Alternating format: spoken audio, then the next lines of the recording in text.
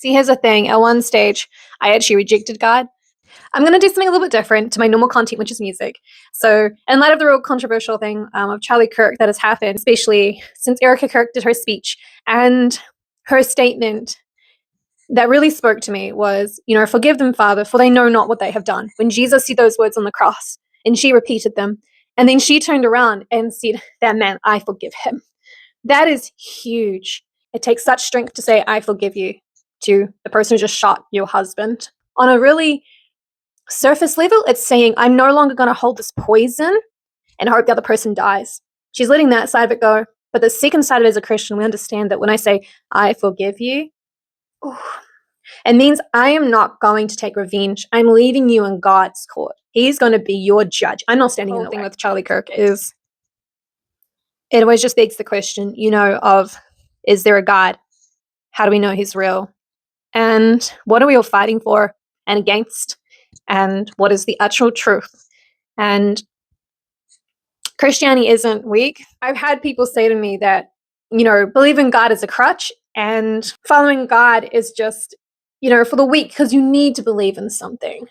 But here's the thing. I, at one stage, did not. I rejected God. I did not like the idea of there being a God. I didn't like the idea of God ruling my life.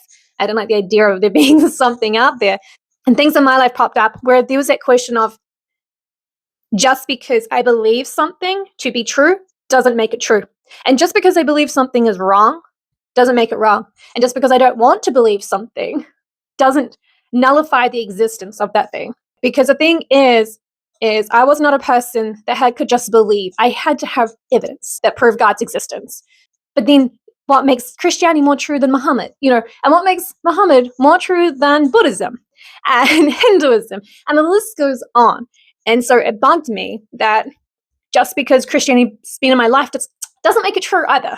So I really looked into them all. And when you dive deep into them, into scientific facts, the only one that came out solid and true was Christianity. Nobody ever has discounted that Jesus ever walked the earth. Like, there is so much proof that Jesus walked the earth. The fact that the Bible is held up every single time. It's proven to be true. It's proven to be very factual. But that's how I came to Christ, is through looking through these. And there's a book I recommend called The Case for Christ. So God did reveal himself to me after I went through this journey. I asked him if he was true. And when God speaks, you listen. I knew in that moment that the first time I'd rejected God, I didn't actually reject him. I rejected religiosity. I didn't like the idea of religion because I didn't like a rule book that I had to follow. I didn't know him. But when I found God and I accepted God. And I knew that if I, at that moment, rejected him, I was truly rejecting God.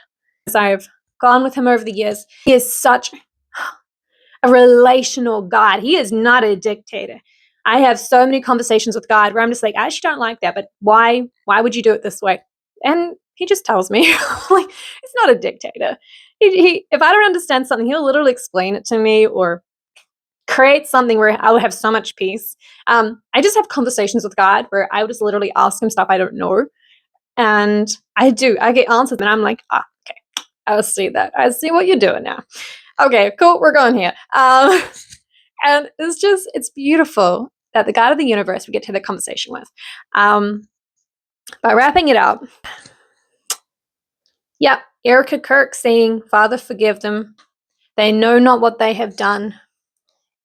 In the words of Jesus, is so powerful because we always think that we know what is best, but in light of God, we don't get it. So I'm going to leave you with this question, which is, what is truth? Because truth is truth no matter what we believe about it. It can't be altered. It can't be changed. It holds firm through every single testing. It holds firm through what I believe to be truth, which is not truth, and what I believe to be a lie, but is actually truth. So what is truth and what are we believing to be truth? That isn't, and what are we believing to be a lie? That is not.